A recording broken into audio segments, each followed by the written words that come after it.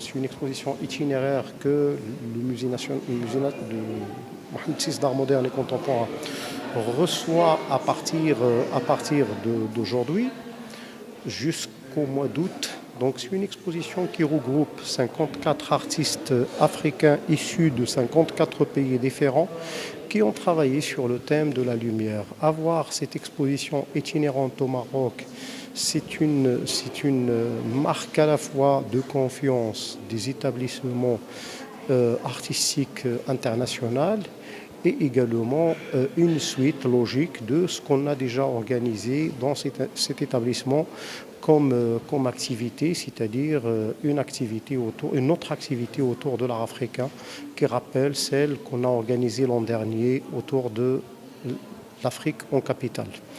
Avoir une belle exposition qui regroupe à la fois des photographes, des installateurs, des vidéastes et des peintres, c'est un bel exploit donc, qui permet au musée de montrer les différentes facettes de la création artistique africaine au Maroc.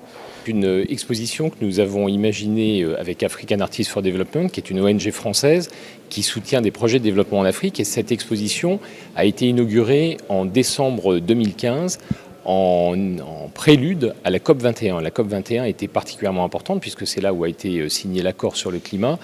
Et nous avons eu l'idée de demander à 54 artistes qui représentent les 54 pays africains, pour la première fois dans l'histoire de l'art contemporain africaine, de réaliser une œuvre de commande sur un seul thème, les Lumières d'Afrique. Alors les Lumières d'Afrique pris dans leurs deux sens, le siècle des Lumières en Afrique et aussi l'accès à la lumière, l'accès à l'énergie sur le continent africain, qui était un des enjeux majeurs de cette COP21. Cette exposition, elle est présentée aujourd'hui pour la première fois au Maroc.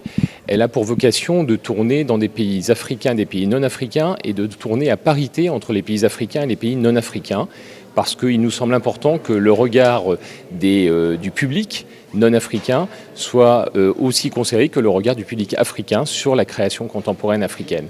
Alors nous avons avec nous 5 de ces artistes qui ont participé à cette exposition.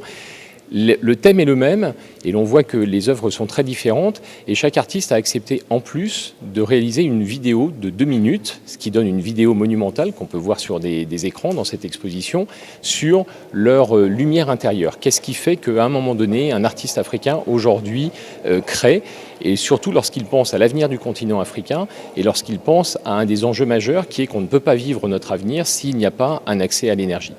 Ces œuvres qui sont présentées représentent à la fois toutes les techniques artistiques, la vidéo, la photographie, la peinture, la sculpture, les installations.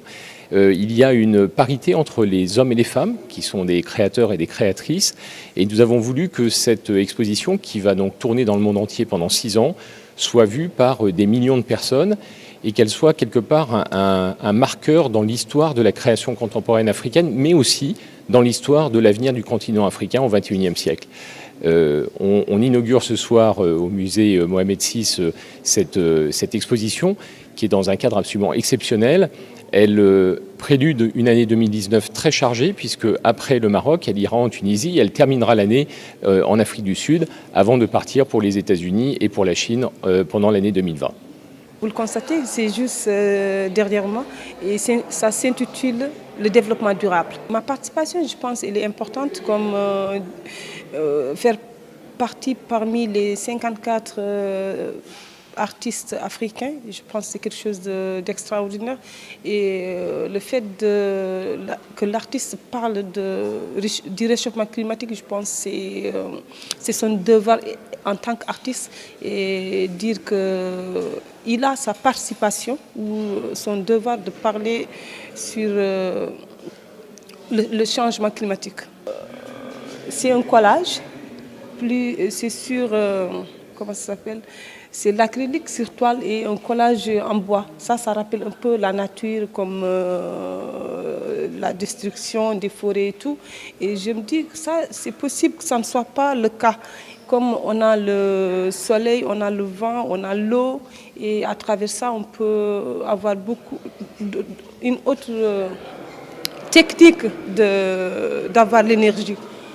Ne pas aller peut-être détruire l'environnement.